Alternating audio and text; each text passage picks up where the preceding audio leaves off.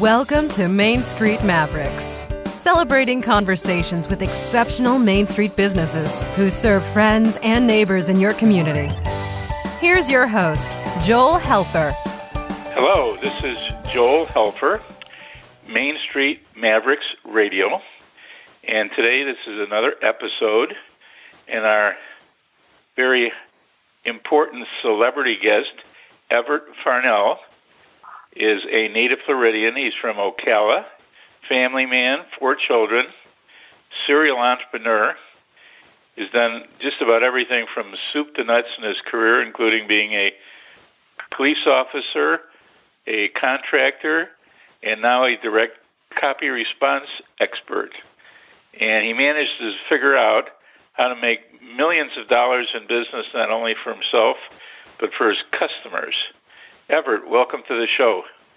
Well, thanks, Joel. I appreciate you being here, and that was a kind introduction. You nicely removed the whole part about the dysfunctional ADD, adult onset attention deficit disorder, and so that was nice of you. You're working to make me look good already. Oh, that's the whole purpose of it, not only to make you look good, but to have a little fun for you and the people who are listening to this, Everte. And I have to congratulate you because I understand you've got a new website and a new course of instruction about copywriting, and you've got a newsletter coming out. Let's talk about those things. What are you doing? Well, well, just like you said, the website's not new, but it has recently been revamped. And then as far as the newsletter that I put out, it's called Hustlers, Gamblers, and Entrepreneurs. And what we do is, in my mid-20s, not early 20s, in my mid-20s, I ran around with a pool hustler, and we hustled pool from the Carolinas all the way down to Fort Myers, Florida, and several different pool halls, primarily in the Tampa Bay area, but really all over at different times all over the southeast United States. And so the funny thing is that those guys are incredibly good at influencing people, manipulating people. I mean, really what they do is real manipulation, and they're very, very good at it. So what I later realized, I actually realized that it was I was driving down the road with Little Donnie, and he's telling me the story about a trick that Fats Domino taught him. Pardon me, not Fats Domino, Minnesota Fats. What am I thinking? Fats Domino's a singer. Minnesota Fats taught him. You guys might, the folks listening might remember a pool player, might have heard of a pool player named Minnesota Fats. Right. Fascinating guy. One of the very few pool hustlers to actually get. I mean, he got a TV show. He dated several movie stars. He was really a fascinating guy. He was really a P.T. Barnum of billiards, but he was also a very real pool hustler. I mean, he was not just a celebrity. He was a very good pool player, and he was a hustler, and came up in seedy little bars with I mean, some of the people were dangerous guys that he dealt with in his younger years. So he had this way of handling. If he was telling Little Donnie, this was years ago, probably in the 70s, maybe early 80s. He's telling Little Donnie, if you owe money to a dangerous guy, then here's what you do. You and Fats talked like if you go back further, there was a comedian, W.C. Fields, and Fats talked like Fields. So everything was like this. And if you go and look at YouTube for Minnesota Fats, I went down to with the King of Siam, and I was playing. I whipped everybody. I stuck up everybody in the country. Nobody could even come close. So this is kind of the way he talks. So he tells Donnie, listen, if you owe a dangerous guy some money, and you see him come in to the pool room, the last thing in the world you want to do is kind of run away. You're going to get fucking killed. Here's what you do. You run up to them and you stick your hand out and you say, hey, I'm so glad you showed up. I've been looking for you. I got to tell you, I know I owe you a couple $1,000 or whatever. I mean, keep in mind this is in the 70s. I know I owe you some money, and I got a couple of things working, and I'll be able to square up with you. Just give me a couple of weeks, and I'll square up with you good, no problem. But listen, until this hustle I got working comes through, I'm a little short. Could any chance you could spot me another 500 just until this thing comes through? Borrow more money. And, right. So you go up and you ask him for more money, and he told Don, he said, look, here's the deal, kid. He's never going to kill you because he doesn't think you're running from you. And the worst case scenario is he says, no, get out of here. Listen, you owe me that money. You better give me that money back. The best case scenario is you got another $500 in your hands, right? So you got some money to do something with. Now, that was kind of a funny story, an interesting story. But later on, after I had gotten out of the pool hustling days, my pool hustling career, and I started into business, I started studying, as many entrepreneurs do, I started studying businessmen. And so I'm reading this book called The Art of the Deal by Donald Trump. Uh-huh. And he's describing. I've heard of him before. Yeah, he's been around a minute or two. So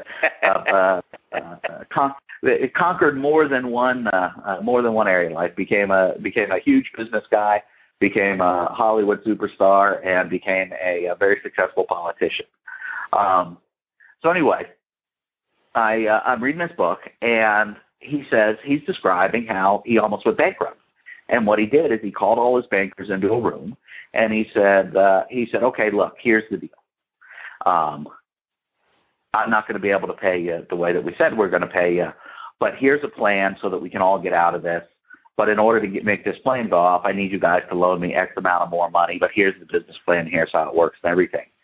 And I was reading that, and as soon as I read it, I closed the book and I said, holy shit. Donald Trump did exactly what Fats was talking about. He went to the people he owed money to. He sat them down. He said, I can't pay you right now, but here, I'm going to pay you as soon as this hustle comes off. And he shows them the business plan. And he says, but in the meantime, I need a little bit more money to keep things floating. And I said, son of a bitch. and then I started going back and thinking and going through all of the things that, all the things that I learned running around with Donnie. And then I started reading, of course I'm reading books on sales and stuff. So I'm looking through these books and here's what I figured out, that the pool hustlers know more about influencing people than the sales trainers. They're better at it. Why are they better at it? Because they have, so now I went beyond pool hustlers and I started studying con men, right? Because what makes it, why would somebody, I mean, there's an old con that I actually write about it in my book, Pool Hustlers MBA. There's an old con called the money machine con, and I actually know a guy who fell for the money machine con. So here's how the money machine works. They come up with this little device, and you put $1 in, and you turn some knobs on the device, right? And then you let it sit there and it hums and it buzzes for a few hours, 2, 3, 4 hours, whatever. And then and then when it stops buzzing, you turn the knobs again, and you have a $100 bill. So you put a $1 in, and you put it in, and then you have a $100 bill. Now the $100 bill is a little wet; it's not drenched and soaking. The ink is dry, but it's a little damp, And then basically the guy says the whole thing is done very elegantly, right? So you start off with. And you got to find the mark, and then you set the mark up over an extended period of time, where they see you coming. You keep coming in. They keep seeing you with these $100 bills that are a little damp or whatever, and so it's a process. It doesn't happen just boom right away. Right. But eventually, what ends up happening, the way this works, is that the guy says, I need $10,000 and I can't. Oh my God, I don't know what I'm going to do. And I need it by tonight, and it's going to take, it'd take me 3 weeks to print up $10,000 with this machine. And the mark then says, well, I'll buy the machine from you for $10,000. To which the con man then goes, I don't know, I don't think so, I don't know, oh my God, I couldn't. I'll tell you what, I'll rent you the machine for $10,000.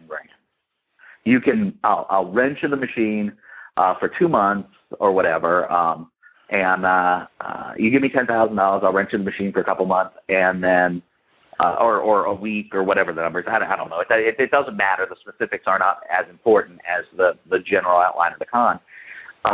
So then the mark gives him $10,000. Now here's the deal. It takes 2 hours to print a $100 bill. Well, the con man has loaded it with $300 bills. So it's 8 hours before the mark realizes he's been hustled, because you put $1 in, it's 2 hours. You put another $1 in, it's 2 more hours. That's 4. You put another $1 in, it spits out a $100 bill. That's 6 hours.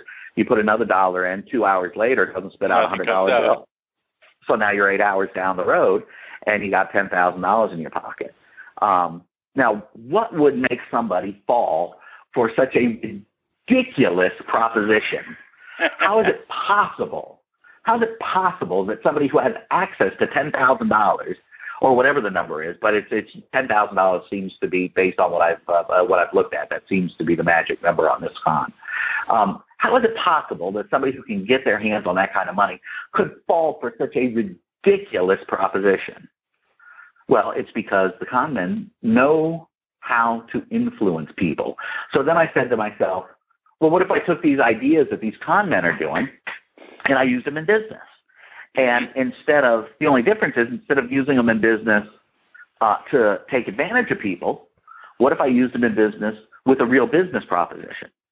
Right? So I have an actual value proposition that makes sense and that is for real.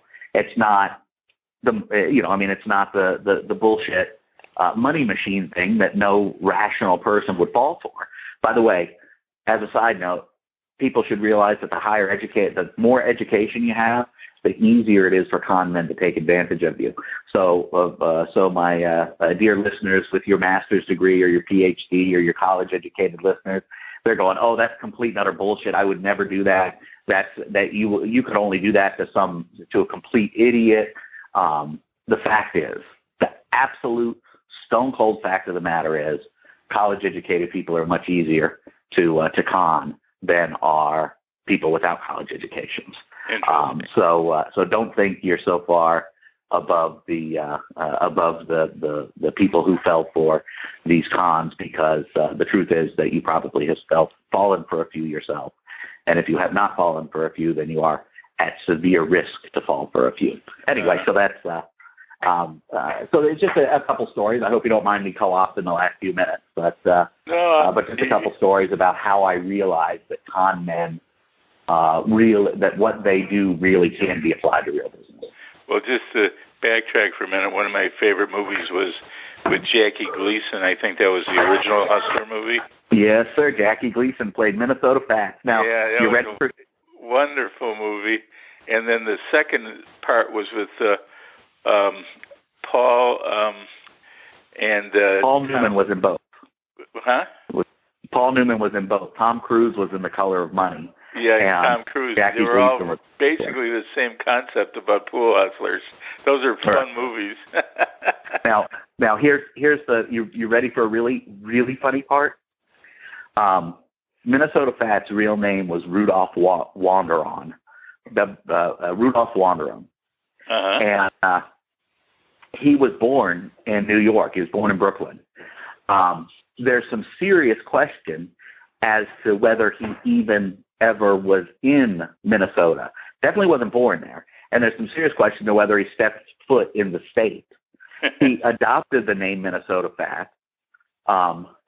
He claims to have met Jackie Gleason at some point in his past. And he adopted the name Minnesota Fats because he claimed that the character was built on him, that Jackie Gleason's character was based on him. Oh, I believe that. Yeah, so Minnesota Fats didn't become Minnesota Fats until after The Hustler came out. And then he became Minnesota Fats because the guy was, as far as, like I told you, he was the P.T. Barnum of the pool playing world. and he figured out very quickly that he could leverage this. It was just a fat pool hustler was the only thing it was, and he said, "I'm a fat pool hustler, so I can leverage this deal," and he became Minnesota Fat. As a matter of fact, I remember a few times they used to have ABC Sports in the old days with Chris Schenkel, and I think they had a couple of pool tournaments where he actually was on TV playing. He not only was on TV, he had his own TV show. He's been the only pool hustler in history to have his own TV show. His games against Mosconi, Willie Mosconi, were legendary. But here's the thing, because Mosconi was the gentleman pool player, and Fats was the loudmouth, brash pool hustler. And the thing is that what Mosconi didn't realize is that he made tons of money because of Fats' mouth. He hated Fats. To the best of my knowledge, I have not been able to find anywhere where it says that Fats actually really disliked Mosconi. But as I understand it, Mosconi really had a bad dislike for Fats. Well, the reason he had a dislike for Fats was because Fats was loud and obnoxious and over the top. What he didn't realize is that the only reason anybody gave a shit about their pool feud was because Fats was loud and obnoxious and over the top. Let's talk for a minute about some of the lessons or one or two things that people can use in their marketing that con men use that doesn't get you arrested and put in jail. Yeah. One of the things that con men are fantastic at is creating rapport. Now, this is done. We all have been to the,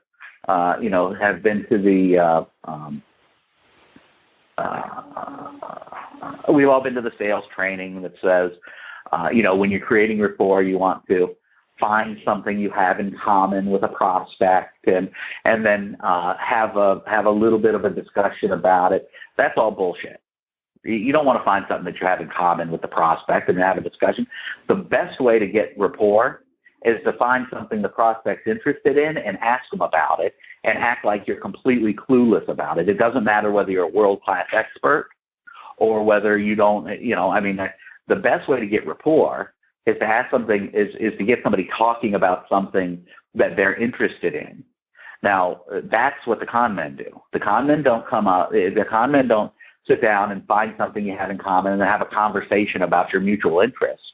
Yeah, that works, but it's weak, and it doesn't always work. And it especially doesn't work because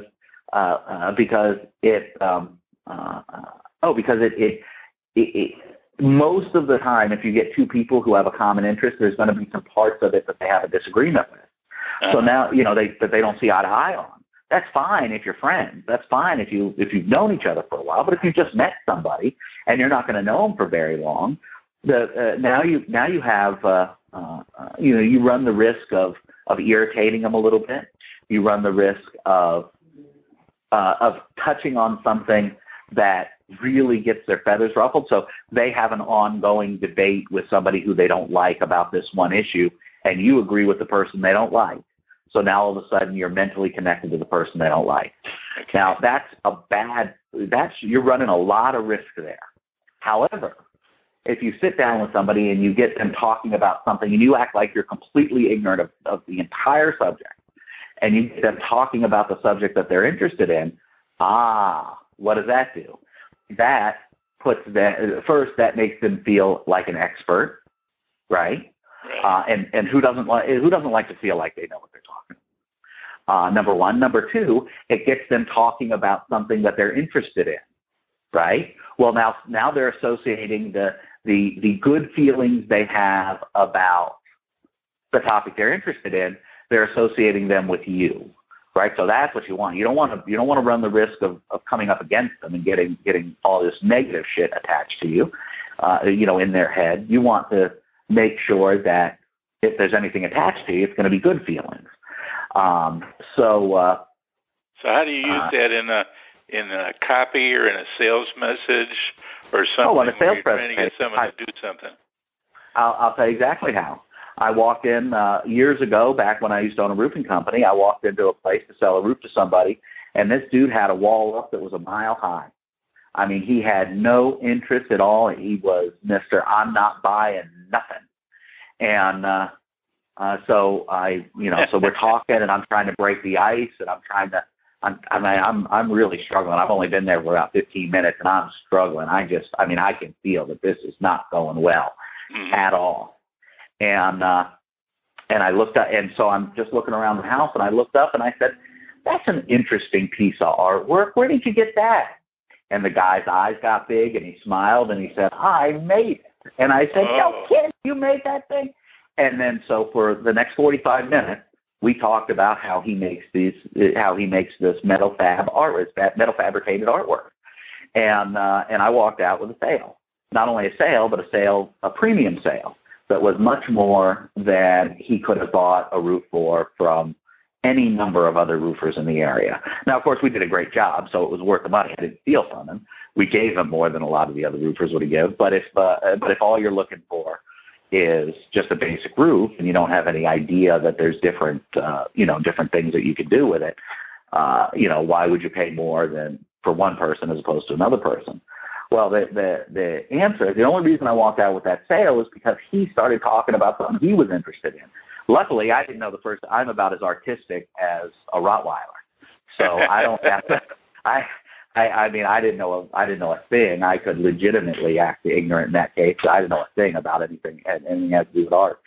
But it was just you just get somebody talking about something that they're interested in, and now you don't want to lose control of the conversation. So there are ways of keeping control of the conversation, but you want them talking about something they're interested in, and man, they'll love you, and you're gonna build rapport in minutes, and they'll love you, and you move ever so closer to the sale very quickly. But like I said, you won't learn that in a sales training book. You only learn that if you watch con men and figure out what con men are doing. When we were in business in Chicago, we did something similar. It wasn't like a hustle or a con, but what I did in particular is when I used to go in to get to know and visit my customers, all I do is, they knew why I was there and they knew what I was all about, but I used to talk to them about their family and their interests and current events and anything that I could find that they liked. And once I found something they liked, that's all we talked about. And after about 20, 30 minutes of just having a nice conversation, the guy would say, "What'd you come in here for?" And I go, "Oh, yeah, I almost forgot. I got this offer or this special that our company is offering," and I'd usually have it on a piece of paper, and I would just hand it to him. I wouldn't say another word, and I'd walk out the door. And then about a week later or 2 weeks later, because in the distribution business you were constantly seeing people, that was the nature of the business, they expected you to come in. Same thing would happen, and after 2-3 times, he actually looked forward to me coming in because he knew when I came in, I was like a breath of fresh air because I wasn't going to hustle him, wasn't talking about business, there were no problems.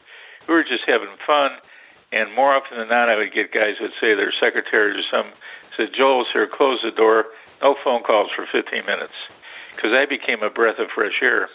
And by building that type of relationship, when I would go back to my office or sometimes the same day or whatever, I would end up getting order after order after order, never ever asking for the order. So I guess what you're saying is so true, that if you generally get to know people and like them, but we weren't doing it for, like trying to take advantage of anybody. We actually had a real product and a real, service that we offered people, but it wasn't based on a hard sell. It was almost based on not selling anything at all, just getting to know them and their family and their kids and their wife and what they liked and all that. Well, and there's definitely a place for that sort of activity in business. But some businesses you have to some businesses you need to go to the closing sequence right away. Right? You have to hack the person's. When I say hack, I'm talking about like a computer hacker. You gotta bypass the person's normal psychological defenses to create rapport immediately. Here's the other part that I forgot to mention, but it's the almost sinister part about what I just said, is that I mentioned that it puts the person in the position of being in the know, right? So they're the expert now. They're talking with you. They're the expert, and they're telling you about X, Y, and Z. But here's the really interesting part. Because they're because they feel psychologically that they're now in the superior position because you're talking about something they love, and you are either completely clueless about it or pretending to be clueless about it, because now they feel psychologically superior. Do you remember what I said? College people are easier to con than people who didn't go to college. That's because college people feel psychologically superior. I have a college degree. I'm well educated. I'm intelligent. Just look at my degree. It proves I'm intelligent. Well, when somebody feels like they're psychologically superior to you, it makes it easier to influence them to do what you want them to do because they let down their guard, right? I mean, look, it's the old, there's not a 25-year-old guy who's in shape and studies Muay Thai and Brazilian Jiu-Jitsu. He's not going to be threatened by a 6-year-old little girl. Doesn't matter how mean the 6-year-old little girl is. It doesn't matter. His guard is completely down. He's in because it doesn't matter if she throws a punch and hits him. It's not going to hurt him. And that's the psychological dynamic that's going on when somebody feels like they're the expert and you're the person they're teaching. They drop their defenses because they don't think that they drop their psychological defenses and emotional defenses because they don't feel like you can manipulate them. And as soon as they drop those defenses, they become open to influence. And I said manipulate. People get all funky about the different. Really, they mean the same thing, but people have all this emotional baggage attached to manipulation. So let's say ethical manipulation or ethically influencing people. I'm not talking about obviously actually doing cons that get you put in jail, and that hurts people, and I'm not an advocate of that at all. So people, that's the real sinister part of it, is that it drops their defenses, to carry the metaphor on, there's not you take that 25-year-old guy who's a fighter and et cetera, and his 6-year-old daughter can get him to do anything she wants him to do because she wraps him right around her little finger. Right. So that's kind of the same dynamic that's going on in that situation. Well, one of the things that has always intrigued me, and we've learned how to do by trial and error, is the famous one-call close, where you either get someone interested in you before they pick up the phone, or sometimes a cold call, and you have to make a sale or a commitment, and you only get one shot at them. Because if they hang up the phone, they tell you they're going to think about it or talk to their wife about it or whatever, or their partner. You never get the second shot. And right. How do you do that? How do you use some of these techniques? Because a lot of what we do online has to do with you get one opportunity to sell somebody something. That's it. Right. Well, first let me say that I'm a big advocate of the one-call close. But it's a mistake not to follow up with your prospects. I always want to have the shortest sales cycle possible, right? I want to close them now. That's always my idea, is that to get it closed now. That said, I used to sell for. And we're talking about a lot of sales stuff. We're not talking about much marketing, but we'll touch on marketing in just a second, if that's okay, Joel. Sure. I used to sell sunrooms many moons ago. I sold sunrooms, and we'd go out, and I was the one-call close guy. I never followed up with anybody. And out of the room of salesmen, I was always a close second to one other guy in the room. Now, the one other guy in the room did a horrid job of closing. That dude couldn't close a door, but he was incessant about follow-up. I mean, he followed up with people until they bought. The only way to get him off your tail was to buy or die, right? I mean, you had to buy a sunroom or you had to die. Otherwise, he was going to stay for months on end. He'd stay on somebody, and and so I was always a close second to him. And when I say a close second, I mean within 5%, 10% of his sales, one sale away. He always beat me by 1 or 2 sales every month, and it used to drive me out of my damn mind. But in retrospect, I realized that if I would have put those one-call close skills that I have to use and followed up, I'd have been, I'd have doubled his sales every month. I'd have been making so much money I couldn't see straight. And that's another lesson I actually learned from studying con men is that while they are, there is the short con, which is the one-call close, and there's the long con, which is the rapport building and, rapport building and getting to know people and closing them later on. The example that you gave would be an example of the long sales cycle or long con. What I like to do is I like to take something that has a longer sales cycle and try and figure out how to hack, how to use these techniques to get past. I use the word hack a lot because it's the new parlance, the modern parlance for. But I like to figure out how to get past those emotional barriers that create the longer sales cycle, and figure and get the sales cycle down. If we can do it in 1 call, great. If we can do it in 2 calls, great. If we have to take 6 months, fine. But I refuse to believe that most sales cycles require 6 months to get through the sales cycle. That's just a matter of people not, people meaning the business owners, the salespeople, not working hard enough to shorten the sales cycle. So that said, can we touch on some marketing stuff? You said how can we use some of this stuff for marketing, and I wanted to lay that groundwork so that I could. So that I could explain that. Go ahead. Okay. So in my when I owned a roofing company, we used to send out what is commonly referred to in direct marketing channels as a shock and awe package. Mm-hmm. The shock and awe package had a lot of information about the company. It was very nicely printed, 4-color, ton of information about the company. Some of the self-selecting stuff.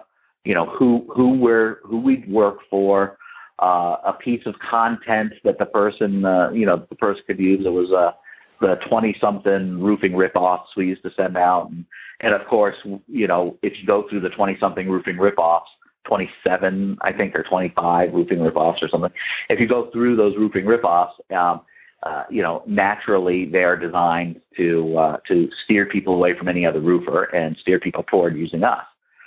So that was kind of the process that we would go through. And what that package does is, we had a very specific way of doing it. We had to send the package out the same day the appointment was made, and we were not allowed to. My people were not allowed to schedule the appointment until at least 24 hours after the package got there. Uh-huh. So we knew we sent the package today. We knew we used to send it FedEx, so we knew it was arrived tomorrow. That was the other thing. It became FedEx, so it was important. It wasn't just something that came in the mail. This was, something that's important. So it comes from FedEx. It arrives the next day, so it has to be the following day, preferably 2 days later, was the first appointment that we would make. And we would just give them yes, we're very busy this time of year, and our schedules book up. If they called on Monday, we can have somebody out there Thursday at 10 a.m. or Friday at 5:30. Which one works better for you? Just a standard, very scripted alternative choice close. So then they make the appointment, and what happened is that that paperwork would arrive, that package would arrive, and they would go through it, and they'd listen to a CD in their car, and we had a video in there, and so they got all that stuff. Well, emotionally, what that did is not only did it build a ton of credibility because nobody else sent anything like that out, But emotionally, it acted as the first visit. So even though intellectually the person knew that they had never seen us before, emotionally it felt like they had already had us in their house. They already knew about us as a business. And because it was in writing, they believed it more than they would have had a salesperson told them everything that was in the package. Mm-hmm. Because it's in writing, it's in print, they automatically believe it more. And that shortened the sales cycle. We had a tremendous number of one-call closes in the roofing business, and nobody buys a roof the first time you go out to see them. I mean, it's just, I shouldn't say nobody does. Obviously, some people do. But there's an old saying in the roofing business that you want to be the third appointment. You don't want, and why the third appointment? Because everybody gets 3 estimates. And why do you want to be the third appointment? Because you don't want to have the excuse, oh, well, I got 2 more appointments. I got 2 more people I got to see, and then I'm going to take a look at the estimates. You want to be the third guy so that excuse is gone, and you can work on trying to close them better. Well, this package circumvented all of that. We closed a ton of people on it. We were the first estimate or the second estimate, and we closed them right up. Why? Because they felt like we had been out before. When the salesman showed up, emotionally, it felt like the second visit to their house, not the first. And that's a big deal. Basically, you touch them before you ever talk to them, and you added a lot of credibility and interest and also expertise that they knew they were dealing with somebody who knew their business. Exactly. So you eliminated all those objections. Why should I do business with this guy, and can I trust them? So pretty much what you're telling me is that shock and awe package built up a lot of trust. Built up a lot of trust. It built up the rapport. It was wonderful for positioning.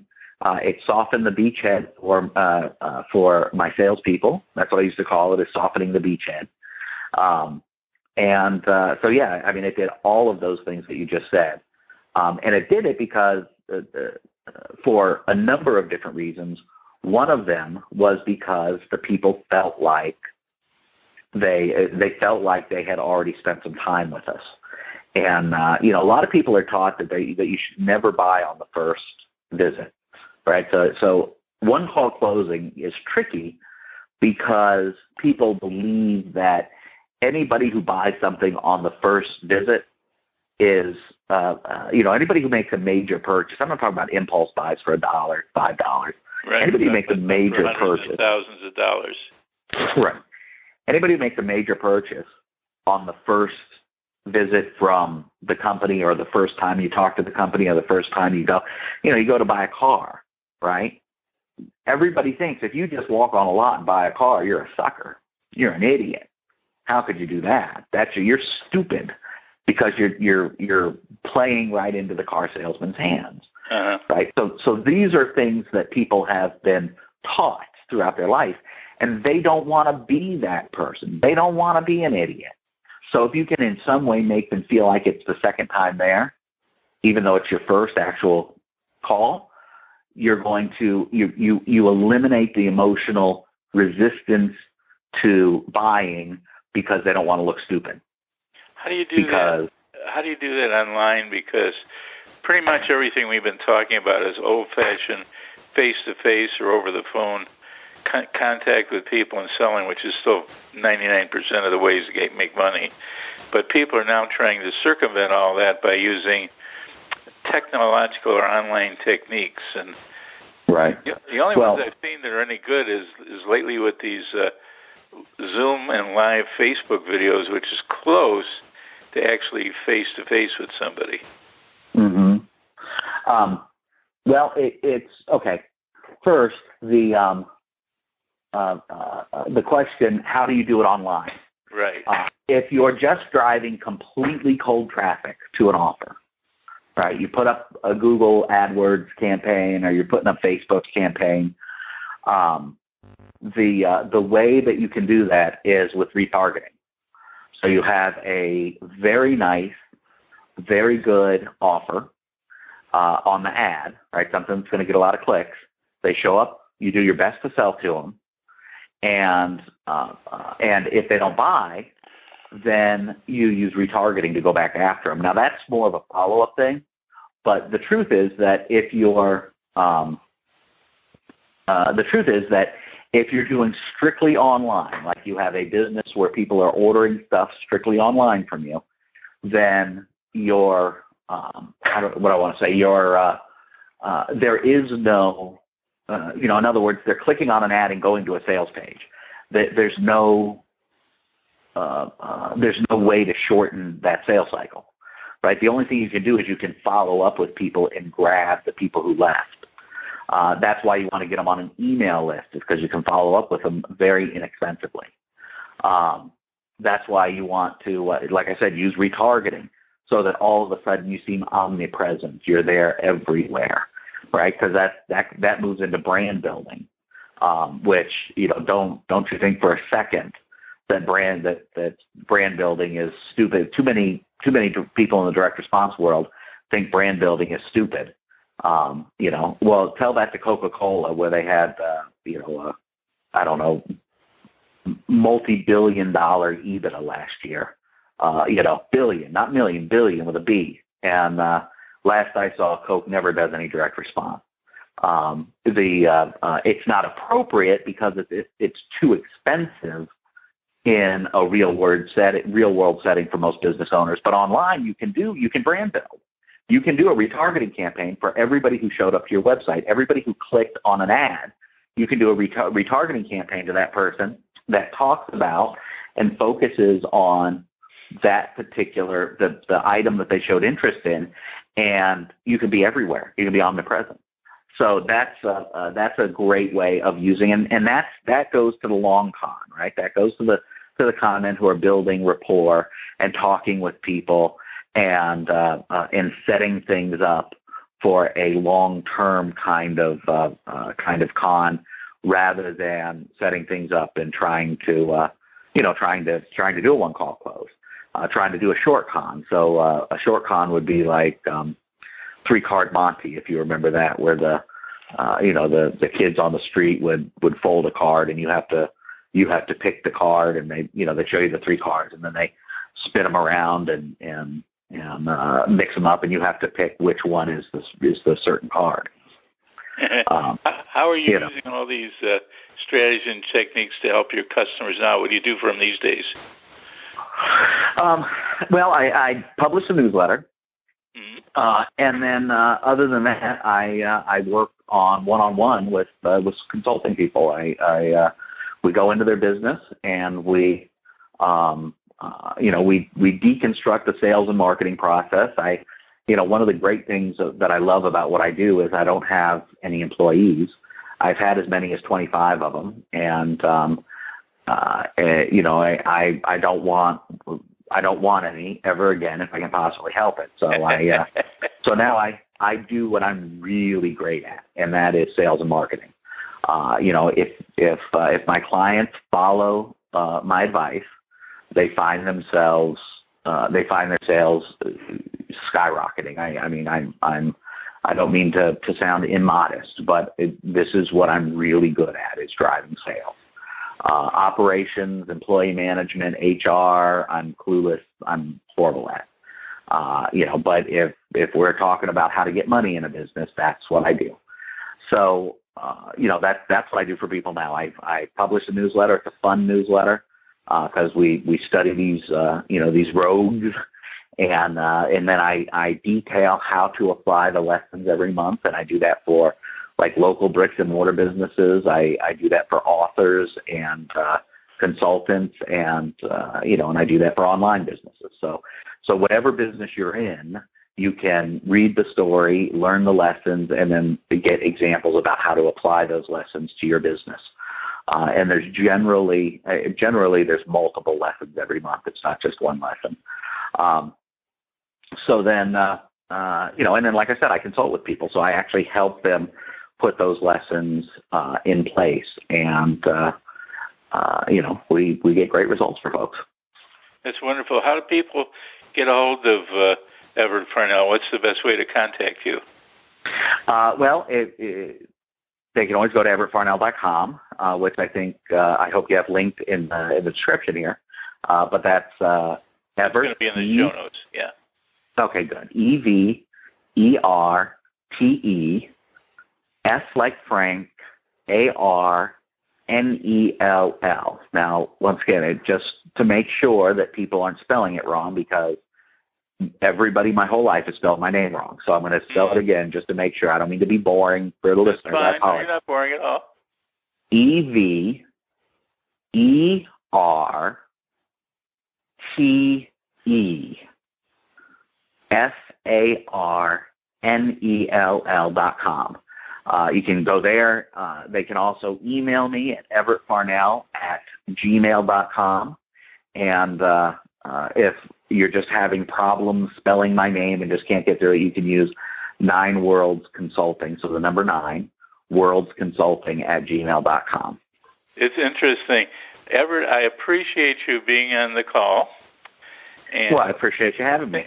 Thank you very much. We wish you good luck with your new website or your revised website and your newsletter and all of your real-world lessons that you apply to marketing. And I hope we get to interview you again, because I really like this subject of how you take lessons learned from, let's say, a little shady bit of a character and apply it to the real world.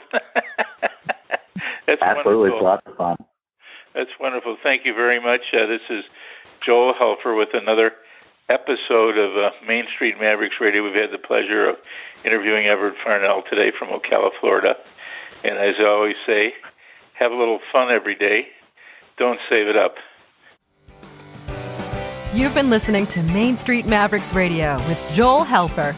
To learn more about the resources mentioned on today's show or listen to past episodes, visit mainstreetmavericks.com.